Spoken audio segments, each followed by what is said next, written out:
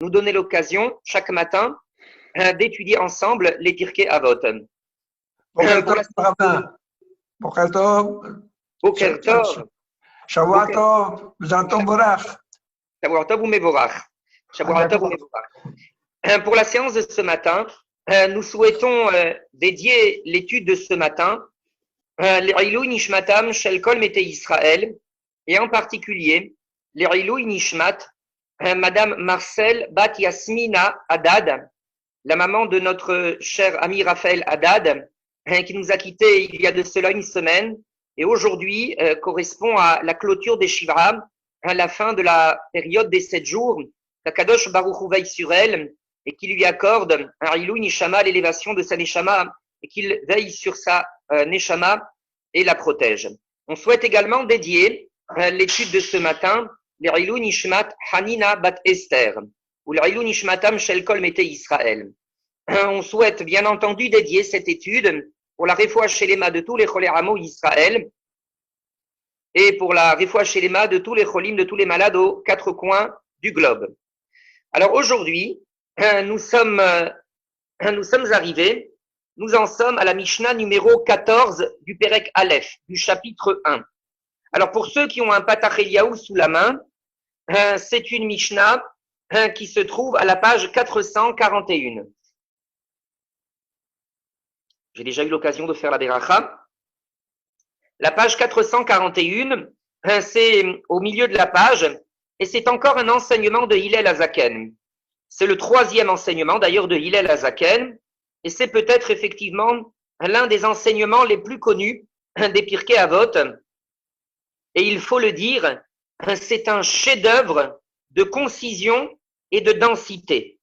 Avec très très peu de mots, Hillel Hazaken fait passer dans cette Mishnah des messages qui sont des messages très puissants, des messages qui sont des messages très très édifiants, des leçons de vie d'une incommensurable dimension. Alors on va commencer la lecture de cette Mishnah. Hu Haya Omer. Il avait l'habitude de dire, on a déjà eu l'occasion de souligner le fait que quand cette expression apparaît, il s'agit d'un enseignement que le maître répétait à de nombreuses reprises. C'était un enseignement qu'il répétait à qui voulait l'entendre, et on a déjà eu l'occasion de dire que cette expression symboliquement signifie le fait que le maître qui exprime ses paroles incarnait parfaitement et complètement les enseignements qu'il transmettait. Et en l'occurrence, il y en a 3. Le premier, Im en anili mili. Deuxièmement, Urshe ani le'atzmi ma ani. Et troisièmement, Veimlo achshav et matai. Qu'est-ce qu'il nous enseigne? Premièrement, Im en anili. Si je ne suis pas pour moi-même, mi li, qui donc s'occupera de moi?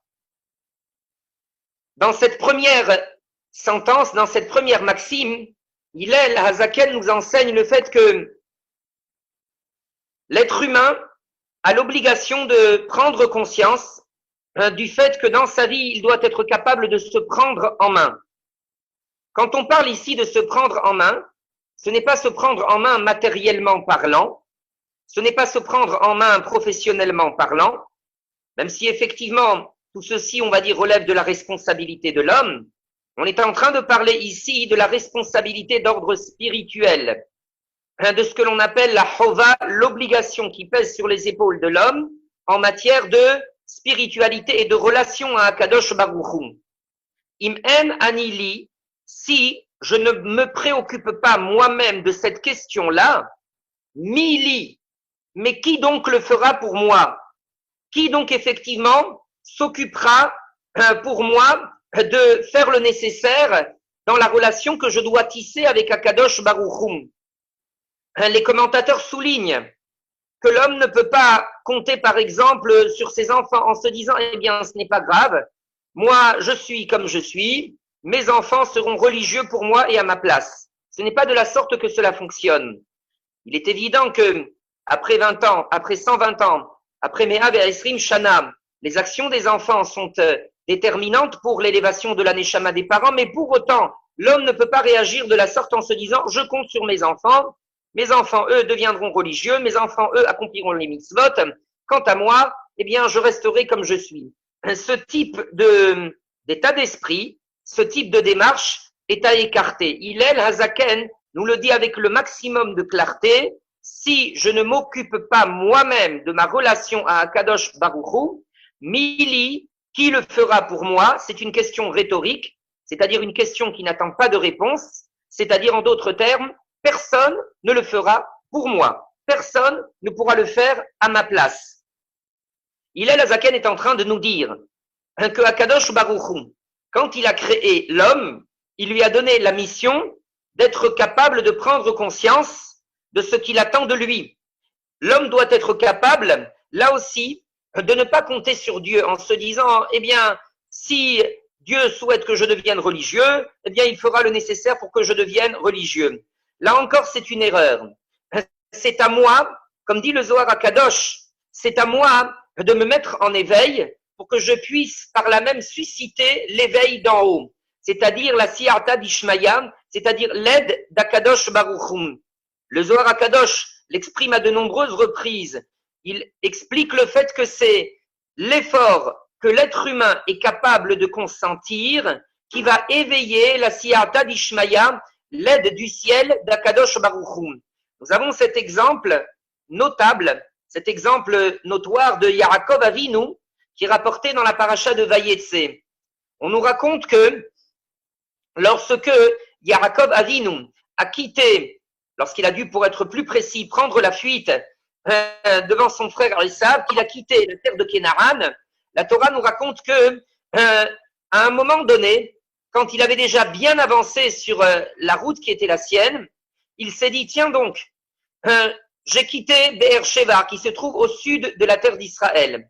Et puis j'ai beaucoup avancé et je suis passé par le Har HaMoria, la montagne de Moria, sur laquelle mon père a été sacrifié, a failli être sacrifié, Yitzhak Avinu, et Yaakov Avinu s'est dit, tiens donc, je suis passé près de cet endroit-là et je ne m'y suis pas arrêté pour prier. Qu'a fait Yaakov Avinu? Il a fait marche arrière, il a rebroussé chemin, il est retourné sur ses pas et il s'est mis en direction, en marche vers la montagne du Har HaMoria.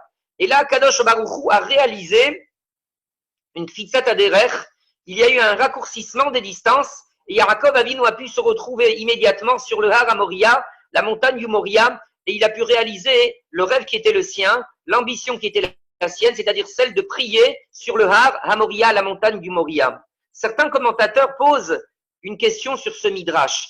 Ils disent, comment se fait-il que Akadosh Baruch Hu ne lui a pas donné l'idée, le déclic, avant qu'il ne dépasse le Har HaMoria sur son trajet de départ, que Akadosh Baruch Hu lui donne le déclic et lui dit Yaakov, tiens, arrête-toi ici, c'est l'endroit où ton père a failli être sacrifié, et puis fais une tefila ici, fais une tefila à cet endroit-là. Cela aurait été beaucoup plus simple que, par la suite, faire un raccourcissement des distances et un miracle qu'on appelle en hébreu la kfitzat haderech. Comment comprendre donc que Akadosh Baruch Hu est opéré de la sorte? Et les commentateurs expliquent le fait que, en réalité, Akadosh Baruch Hu ne peut pas agir si l'homme ne s'est pas d'abord dans un premier temps éveillé. S'il n'y a pas eu un éveil, un effort de l'être humain, Akadosh Baruch Hu n'entre pas encore en action. Encore une fois, le Zohar HaKadosh a dit, c'est l'Aït Haruta Dil Tata qui est capable de réveiller l'Aït Haruta Dil Ela. C'est l'éveil d'en bas de l'être humain qui va être capable effectivement de susciter l'éveil d'en haut, la Siyata d'Ishmaya, l'aide d'Akadosh Baruch Hu. Donc on entend bien ici le fait que on ne peut pas non plus compter sur Akadosh Baruch Hu pour pouvoir effectivement dire, eh bien, si Akadosh Baruch Hu souhaite que je devienne pratiquant, eh bien, il fera en sorte que je devienne pratiquant. Agir de la sorte ou réfléchir de la sorte, c'est faire preuve d'irresponsabilité. Un être humain, c'est quelqu'un qui a le sens des responsabilités et qui comprend qu'Akadosh Baruch Hu compte sur lui et qu'il ne le considère pas comme étant un pantin. Au demeurant, Akadosh Baruch Hu, quand il a créé l'homme, il a dit « Narase Adam », nous ferons l'homme. Akadosh Baruch Hu il est important de le rappeler, il n'a pas dit Eressé Adam, je ferai l'être humain. Il a dit Narasé Adam, nous ferons l'homme, comme pour impliquer l'être humain, que l'être humain comprenne que sans sa participation active, on ne pourra jamais réussir à fabriquer le Adam que Akadosh Baruch Hu attend que l'on soit capable de bâtir. Mais une fois que l'être humain a été capable de s'investir et de s'investir sérieusement, c'est-à-dire de ne pas se contenter simplement de bonnes paroles, de ne pas se contenter simplement on va dire, d'idées d'un état d'esprit généreux ou d'un état d'esprit volontaire, mais que l'homme a été capable de joindre le geste à la parole, l'action à la parole, lorsque l'homme est effectivement animé d'une volonté sincère et qu'il traduit cette volonté sincère par une démarche effective, alors c'est là que Akadosh Baruch Hu intervient, suivant le fameux adage des Chachamim, Abalehi Taher Mesayerino, l'individu qui vient pour se purifier, alors Akadosh Baruch Hu lui apportera l'aide et l'assistance nécessaires. Et en tout état de cause, on retiendra cet enseignement de Hillel Hazaken, Im en ani li. Si je ne suis pas capable de me prendre en main, si je ne suis pas capable de me préoccuper personnellement de mon devenir spirituel, mi li. Qui le fera pour moi? Qui le fera à ma place? En d'autres termes, personne ne pourra le faire à ma place. Je ne peux pas compter ni sur Akadosh Baruch Hu pour émettre le déclic, ni sur, on va dire, mes enfants, ni sur mes parents, ni sur mon rabbin, ni sur qui que ce soit de mon entourage. Cela dépend exclusivement de mon investissement et de ma décision personnelle. Voilà ce que dit Hillel Hazaken. Concernant le deuxième enseignement, Hillel Hazaken continue et dit pour She'ani le'atzmi, lorsque enfin je me suis préoccupé de moi-même, lorsque je suis pour moi-même, donc dans un deuxième temps, lorsque je me suis préoccupé de moi-même, Ma'ani, c'est-à-dire qu'est-ce que je suis?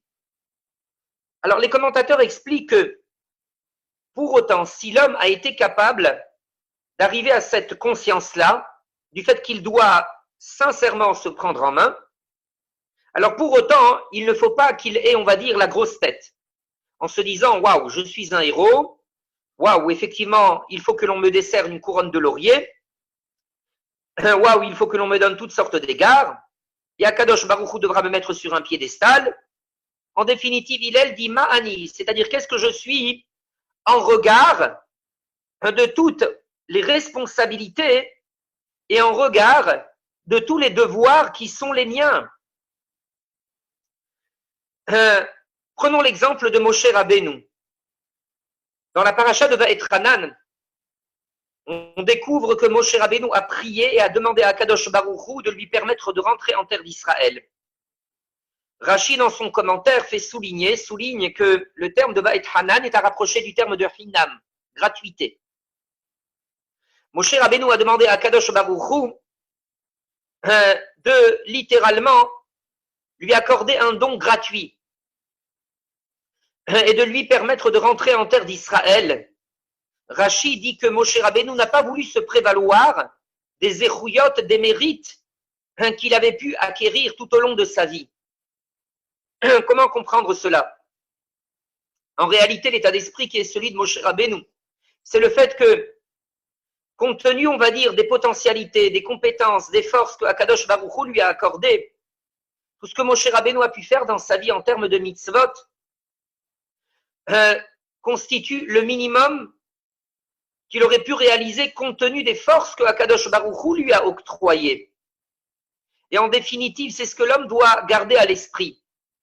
Tout ce qu'il fait en termes de mitzvot ne doit pas pour autant le pousser à une sorte d'orgueil ou à une sorte d'arrogance ou de prétention quelconque. En réalité, il est en train de réaliser la raison pour laquelle, de réaliser la vocation qui est la sienne et la mission pour laquelle il a été placé sur terre. En réalité, il est en train de traduire dans le concret toutes les forces potentielles que Akadosh Baruch Hu lui a données. Et par voie de conséquence, il ne peut pas se permettre effectivement de tomber dans une quelconque ga'ava, de tomber dans un quelconque orgueil. En réalité, ce n'est que son devoir qu'il est en train d'accomplir.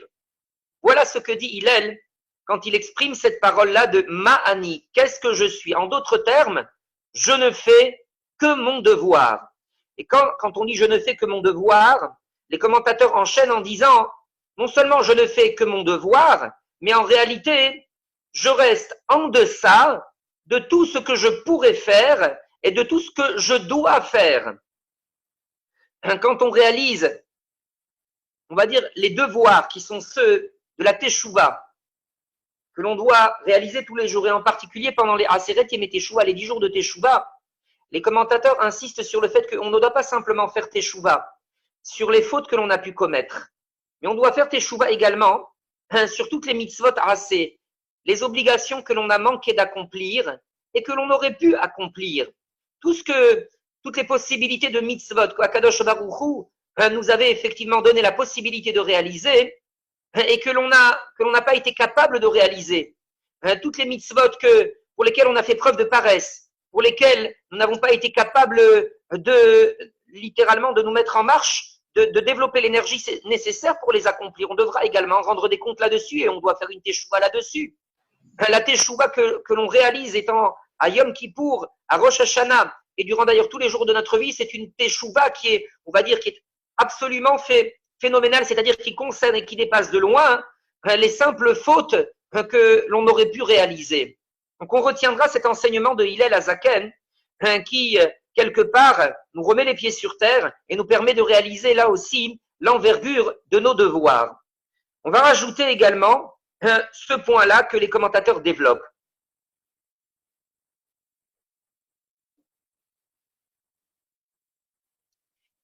Hillel Azaken veut également nous enseigner.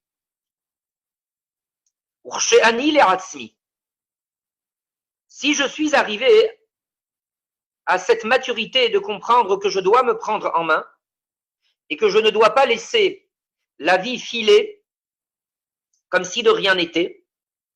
Si je suis arrivé à cette maturité de comprendre cela, je dois également être capable de comprendre que Akadosh Baruch Hu ne m'a pas créé que pour ma propre personne. Je dois être capable de comprendre que Akadosh Baruch Hu n'attend pas de moi que je ne m'occupe que de mon propre ego, que je ne cherche à m'intéresser que, on va dire, à ce qui constitue mes centres d'intérêt, sans être capable de voir celui qui est en face de moi. Akadosh Baruch Hu attend que l'homme soit capable de développer, on va dire, une attitude de chesed. Et en premier lieu, cette démarche d'altruisme qu'Akadosh Baruch Hu attend de l'homme de développer, il doit être capable de la développer au sein de son foyer, à l'égard de son conjoint. Il y a, et cet enseignement de Hillel Azaken nous permettra de comprendre, un enseignement qui est assez édifiant des Chachamim dans le traité Yebamot concernant, on va dire, la critique que les Chachamim mènent de celui que l'on appelle le célibataire. Les Chachamim disent Kol hasharui belo isha eno adam. L'homme qui demeure sans femme eno adam, ce n'est pas un homme. Et les Chachamim enchaînent en disant, parce qu'il est écrit dans la Torah que Zachar ou Nekeva Beraham Vaikra Shemam Adam.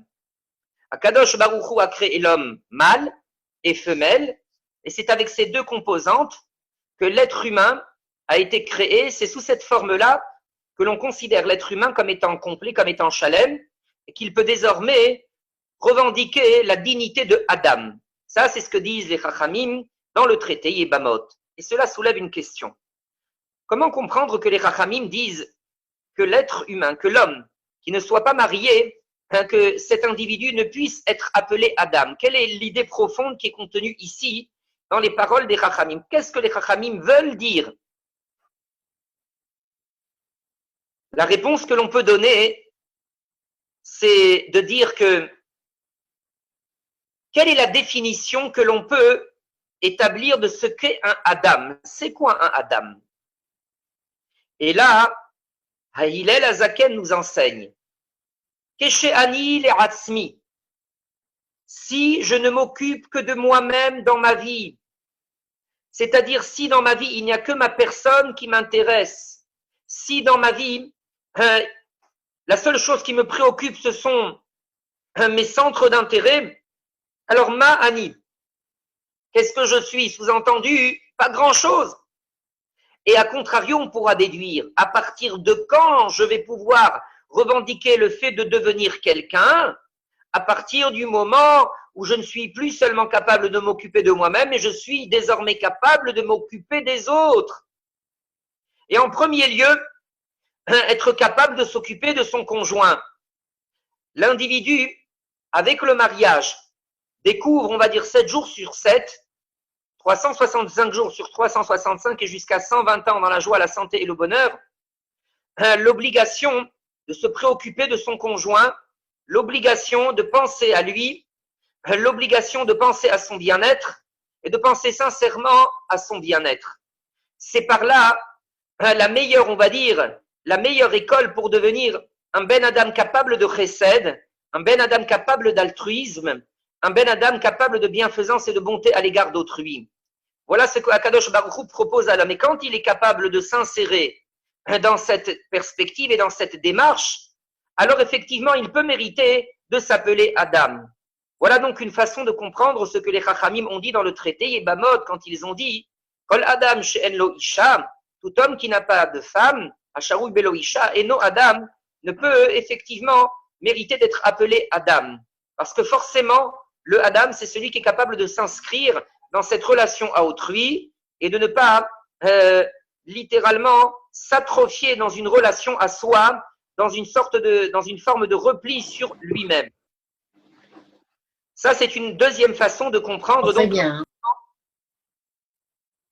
C'est une deuxième façon de comprendre l'enseignement de Hillel Azaken, She'ani le'atzmi ma'ani. Une variation sur le même thème. Là, on a parlé, très chers amis, de la préoccupation d'autrui. La préoccupation d'autrui, alors c'est certes effectivement s'occuper de son bien-être matériel, faire en sorte de vérifier si effectivement le conjoint que l'on a en face de soi et au-delà, les amis qui pourraient avoir besoin de notre soutien, est-ce qu'ils ont le nécessaire matériellement parlant, psychologiquement parlant, mais il faut également se poser la question de savoir est-ce que spirituellement parlant, ils ont le nécessaire. Il faut comprendre que Akadosh Baruch Hu attend de notre part que l'on soit capable de nous réveiller concernant notre responsabilité d'ordre spirituel, que l'on soit capable effectivement de comprendre que nous avons le devoir à titre personnel de tisser cette relation avec lui, mais on doit également avoir à l'esprit le fait que nous avons des devoirs et des responsabilités à l'égard de notre entourage. On ne peut pas se donner bonne conscience en se disant de mon côté, je réalise le nécessaire, je fais le nécessaire, observer les mitzvot, pour être respectueux du Shabbat, pour être respectueux des lois de la Kashrut, pour être respectueux des lois de la Taharat HaMishpacha. Et d'un autre côté, ne me demandez pas plus, c'est-à-dire, est-ce que dans mon entourage, on respecte oui ou non le Shabbat? Est-ce que dans mon entourage, on fait des efforts? Ceci ne me concerne pas. Ce type de comportement qui consisterait à dire Shalom alaych nafshi, c'est-à-dire en d'autres termes, j'ai la conscience tranquille, du moment que moi j'applique les mitzvot, du moment que pour moi tout va bien dans ma relation à Kadosh Baruch Hu, le reste ne compte pas, le reste a peu d'importance. Chalila vechas, comme disent les Chachamim, Kol Yisrael arevim zebazé. Tous les béné Israël sont solidaires les uns des autres en matière de pratique des mitzvot. C'est-à-dire, je dois me sentir concerné par le fait que mon prochain a besoin de réaliser telle mitzvah. Et je dois effectivement essayer de l'aider pour qu'il puisse accomplir cette mitzvah. Ça, c'est le sens de Kol Israël Arevim Zebazé. La solidarité ne s'exprime pas simplement sur un plan matériel, la solidarité s'exprime également sur un plan spirituel et sur un plan religieux. Si l'on est conscient de la valeur de la préciosité, du caractère impératif et catégorique de la pratique des mitzvot, on doit être capable de faire partager cet état d'esprit à notre entourage, au plus grand nombre de nos amis et au plus grand nombre de nos connaissances. Voilà ce que dit Hillel Azaken ici. Si je ne me préoccupe que, moi, à titre personnel, de mes mitzvot, sans me préoccuper effectivement de mes amis, de mes connaissances, sans chercher également à pouvoir quelque part leur apporter, on va dire, influer, on va dire, pour qu'ils puissent progresser dans leur pratique des mitzvot, ma'ani. Qu'est-ce que je suis? C'est-à-dire, je ne réalise pas tout ce que Akadosh Baruch Hu attend de moi, tout ce que Akadosh Baruch Hu attend de ma part. On passe maintenant au troisième enseignement, qui est celui de Hillel Hazaken. Hillel Hazaken dit Ve'imlo arshav et matai. Si ce n'est pas maintenant, alors ce sera quand? Quand est-ce que, effectivement, je me réveillerai? Nous avons ici ce que l'on pourrait appeler la version juive du fameux dicton de ne remets pas au lendemain ce que tu peux faire le jour même. Mais vous pourrez effectivement le déceler à l'oreille. Ce que dit Hillel Hazaken est encore plus puissant que ce que ce dicton dit. Le dicton parle d'aujourd'hui et de demain. Hillel Hazaken parle de maintenant et d'après. Ve'imlo arshav, si ce n'est pas maintenant, Hillel Hazaken n'a pas simplement dit si ce n'est pas aujourd'hui, il a dit si ce n'est pas maintenant. Et ma taille. Alors quand est-ce que ce sera? Hillel Hazaken est en train de nous dire la chose suivante. Quand nous sentons le fait que nous avons une sorte de bonne volonté, nous avons comme une sorte d'éveil. Un éveil, on va dire, à la spiritualité, un éveil à la Torah, un éveil à l'égard d'Akadosh Baruch Hu. Alors cet éveil, il faut être capable de le traduire maintenant par des actes, maintenant par, on va dire, des décisions, maintenant par une capacité à mettre en action cette volonté qui nous anime. Parce que si ce n'est pas maintenant, et ma taille, quand est-ce que ce sera? Il est fondamental de rappeler le fait que l'un des artifices les plus puissants qu'utilise le Yetzer Hara, c'est la notion du temps. C'est-à-dire, en d'autres termes, le Yetzer Hara ne cherchera jamais à nous dissuader, on va dire, de faire une mitzvah. Quand est-ce que le Yetzer Hara pourra dire à quelqu'un, écoute, le Shabbat c'est une catastrophe, le Shabbat c'est quelque chose effectivement dont il faut s'écarter, c'est quelque chose qui, on va dire, emprisonne l'homme, etc.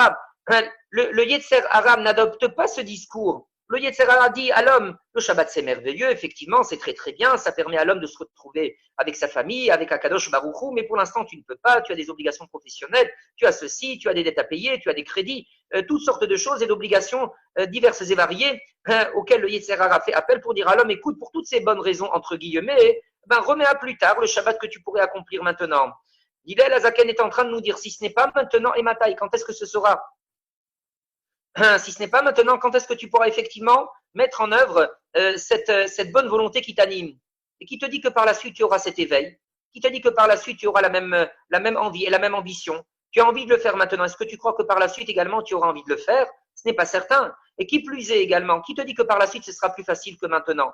Qui te dit que par la suite effectivement tu auras moins d'entraves que maintenant? Ce qu'il faut savoir, c'est que personne ne peut savoir effectivement si on va dire, l'avenir réserve moins d'entraves ou plus d'entraves. Par voie de conséquence, toutes les obligations qui sont celles de la Torah, elles s'imposent à nous à l'instant T, à l'instant présent. Akadosh Baruch Hu, de surcroît, n'a jamais fait dépendre la pratique des mitzvot, on va dire, de la situation dans laquelle l'homme se trouve. Akadosh Baruch Hu n'a jamais dit à l'homme, écoute, je te donne la mitzvah du Shabbat sous réserve effectivement que tu aies, on va dire, les facilités nécessaires pour pouvoir l'accomplir, sous réserve effectivement que ta famille te le permette, sous réserve de ceci ou sous réserve de cela. Akadosh Baruch Hu a donné les mitzvot de façon inconditionnelle. Akadosh Baruch Hu nous demande d'accomplir les mitzvot, on va dire, à l'instant T, à l'instant présent. Et on rappellera à cet effet et à cet égard le fait que, de façon générale, le moment qui est toujours le plus difficile, on va dire, dans l'accomplissement d'une mitzvah, c'est toujours le début. dans la paracha de Yitro, Perek Yud Tet, Akadosh Baruch Hu dit au Béné Israël, Ve'ata im shamoar tishmeru. Avant le Matan Torah, il dit, et maintenant, si vous obéissez à ma parole, Rashi explique que la difficulté de l'obéissance à Akadosh Baruch Hu, elle se situe essentiellement au moment du départ, c'est-à-dire quand il faut changer les habitudes. Kol atralot kashot, tous les débuts sont difficiles, tous les changements sont difficiles, mais une fois effectivement que l'homme a été capable, on va dire, d'investir des efforts dans ces mises en place, par la suite, le degré de difficulté va décroître. Le degré de difficulté va décroître si l'homme fait preuve de la détermination nécessaire. Donc, le tout, c'est de pouvoir commencer au moment présent, de pouvoir effectivement entamer les changements qui s'imposent au moment présent. On rappellera à cet égard le fait que nous venons de sortir, plutôt, excusez-moi, ça fait déjà quelques semaines, que nous avons eu l'occasion de quitter la fête de Pessah. La fête de Pessah nous a enseigné les messages fondamentaux qui sont ceux de la Matzah, avec tout ce que représente en termes, on va dire, d'écueil, le Chametz. On rappellera le fait, tout le monde le sait, la différence fondamentale qu'il y a entre le Chametz et la Matzah ne repose que sur un seul ingrédient. Le Chametz est constitué de 3 ingrédients, de 3 composants. Il y a de la farine, il y a secondo de l'eau et il y a troisièmement du temps. Le temps. On a laissé le temps à la pâte de monter et de fermenter. La matzah, elle, repose sur les mêmes ingrédients, ou quasiment les mêmes, sauf le troisième. Il y a bien là aussi de la farine, il y a de l'eau, mais là il manque le troisième ingrédient qui est celui du temps. Le temps, effectivement, ici, le temps de la fermentation est absent. C'est-à-dire, en d'autres termes, les éléments ont été réunis, mais sans pour autant laisser le temps nécessaire à la pâte de fermenter. Elle a immédiatement été introduite dans le four et elle a cuit sans qu'elle ait pu devenir du chametz.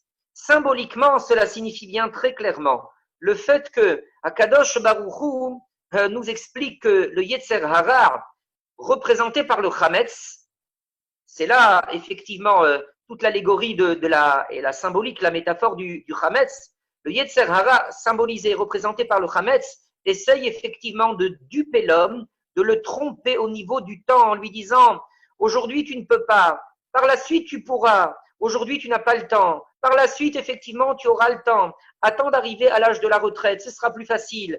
Attends, effectivement. » Il joue sur le temps de façon à duper et à tromper, on va dire, la vigilance de l'homme et de façon, effectivement, à littéralement faire en sorte que se dégonfle et de façon à ce que l'homme se démotive et perde la motivation qui est la sienne. C'est pour lui effectivement une des tactiques les plus courantes à laquelle il a recours pour faire en sorte que l'homme ne s'investisse pas dans la pratique des mitzvot.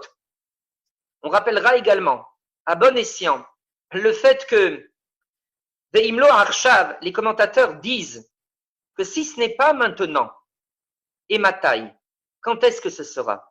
Les commentateurs expliquent que, comme on a eu l'occasion de le dire dans les Pirkei Avot hier au chapitre 4, par Olam Hazeh Domé Liprosdor, le monde dans lequel on est ressemble à une sorte de vestibule et de couloir devant le monde futur qui, lui, représente la salle de séjour, la pièce à vivre, le traklin, comme le disent les Pirkei Avot.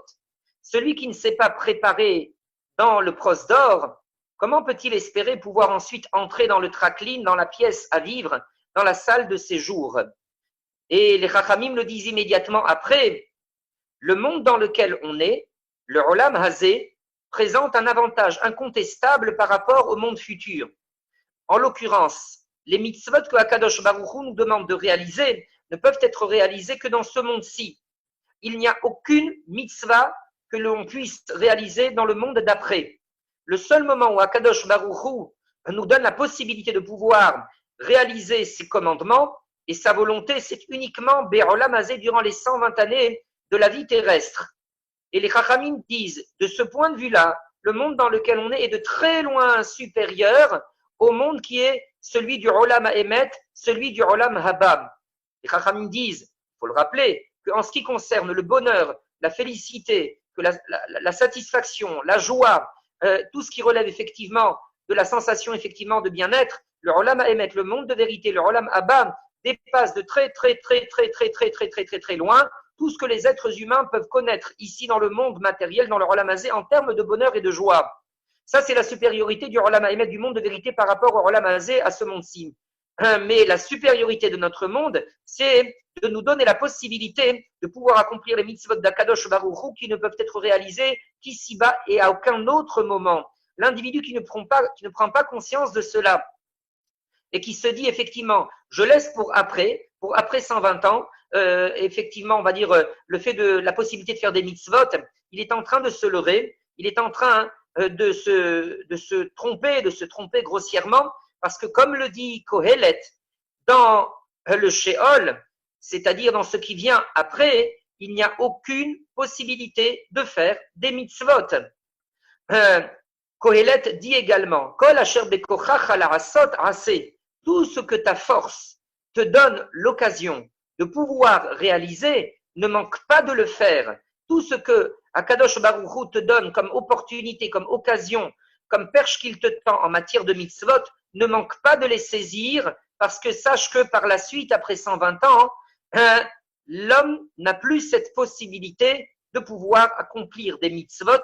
Il ne vit littéralement que sur les acquis qui sont les siens, que sur ce qu'il a été capable de thésauriser et d'amasser et d'accumuler en termes de mitzvot. Et puis également, éventuellement, s'il a des descendants, on va dire, qui sont on va dire, conscients de leur devoir, il peut éventuellement compter un petit peu sur ce que ses descendants peuvent contribuer, peuvent faire au travers des mitzvot qu'ils vont accomplir, l'Ilou Nishmato pour l'élévation de sa Neshama. Mais au demeurant, c'est ce qu'il faut garder à l'esprit, Veimlo Arshav, si ce n'est pas maintenant, durant notre vie, alors ce sera quand et Mataï. On rappellera là aussi un bel enseignement que nous avions eu l'occasion de dire à propos de Pessah et concernant la symbolique et la signification qui est celle de la matzah. Les Chachamim disent dans le Shulchan Aruch, Rabbi Yosef Karo nous explique quels sont les critères que l'on doit respecter pour qu'une matzah reste cachère et qu'elle ne devienne pas chametz. Alors Rabbi Yosef Karo explique, quand on se met à pétrir la pâte, quand on se met à travailler la pâte à matzah avec la farine et l'eau, il ne faut pas laisser la pâte au repos. Si on la laisse au repos, on la laisse se reposer sans la travailler, à ce moment-là, il y a un risque de fermentation. Question, à partir de quand peut-on dire que cette pâte à matzah que l'on a laissée au repos est devenue irréversiblement chametz? Rabbi Yosef Karo dit, à partir du moment où on a laissé la pâte au repos pendant 18 minutes. Moins que 18 minutes, elle n'est pas encore chametz. À partir de 18 minutes, elle devient chametz, cette pâte que l'on aura laissée au repos. Et là, symboliquement et métaphoriquement, c'est très fort comme enseignement, parce que cela signifie le fait que les 18 minutes, 18 en hébreu, chacun sait que cela renvoie à la gematria de Hay. Hay, c'est la vie. Hay, c'est le vivant.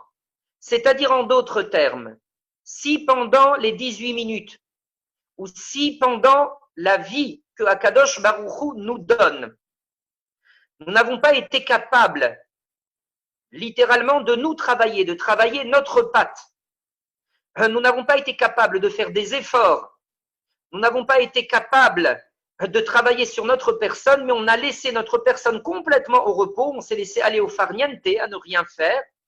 Et pas pendant 1 minute, 2 minutes, 3 minutes, mais pendant 18 minutes, c'est-à-dire pendant la vie tout entière, Bechol Mesher Achai, pendant tout le long de la vie, alors la pâte est devenue irréversiblement chametz, c'est-à-dire qu'elle est en la matière irrécupérable. C'est ce que dit ici Hillel Azaken, si ce n'est pas maintenant, si ce n'est pas durant ma vie terrestre que je suis capable de me réveiller, alors quand est-ce que ce sera? Après, ce n'est pas possible, ce n'est pas dans le Olam Haemet où l'homme peut se réveiller, c'est trop tard. La pâte est déjà devenue chametz, il faut être capable de se réveiller maintenant, tant que Akadosh Baruch Hu nous accorde ce cadeau inestimable que constitue la vie. C'est maintenant qu'il faut être capable de se réveiller, de prendre conscience de nos devoirs à l'égard de nous-mêmes, de notre devoir et de nos devoirs à l'égard de notre entourage, de tout ce que Akadosh Baruch Hu attend de notre part, que nous soyons capables d'être à la hauteur des attentes que Akadosh Baruch Hu a placées en nous-mêmes. et Bezrat Hashem que Akadosh Baruch Hu nous donne la possibilité de faire en sorte qu'il soit fier de nous et que nous ne soyons pas Halila, que nous ne tombions pas dans l'écueil de lui causer une quelconque déception en la matière. Merci à vous toutes et à vous tous pour cette écoute attentive. On va terminer notre cours par la Hashkava, à la mémoire des défunts dont nous avons mentionné le nom. Hamerahem ou Yerahem, Al Nefesh, Ruach Unshama, Shel Haisha Amenuha Marcel, Bat Yasmina, Sheayom Lebet Haddad, Sheayom Pekidat, Shevua, Veshel Haisha Amenuha, Hanina Bat Esther, Ruach Adonai Tenichem Began Eden, Veitzaror HaHaim et Nishmatam, Veilave Aliem HaShalom, Al Mishkavam Yavo Shalom, Kidirtiv Nuchal Mishkevotam Olech, Nechochorem, Bechol Bnei Israël, Ashokavim Imahem, Bichlal Arachamim Aselichot Vecheni, Yadatson, Venomar, Amen. Be'ezrat Hashem, Rabotai, nous remercions l'ensemble des personnes qui ont bien voulu consacrer de leur temps ce matin pour rester avec nous, pour étudier cette Mishnah des Pirkei Avot. On remercie encore toute l'équipe de Yeshiva Online pour effectivement le temps et la technique et toute la gentillesse qu'ils mettent en œuvre pour nous permettre d'étudier ensemble chaque matin. Kadosh Baruch Hu vous bénisse et vous protège, qu'il nous bénisse à tous et qu'il nous protège à tous. Amen. Kenyi Ratzon, Shavua Tov. Amen.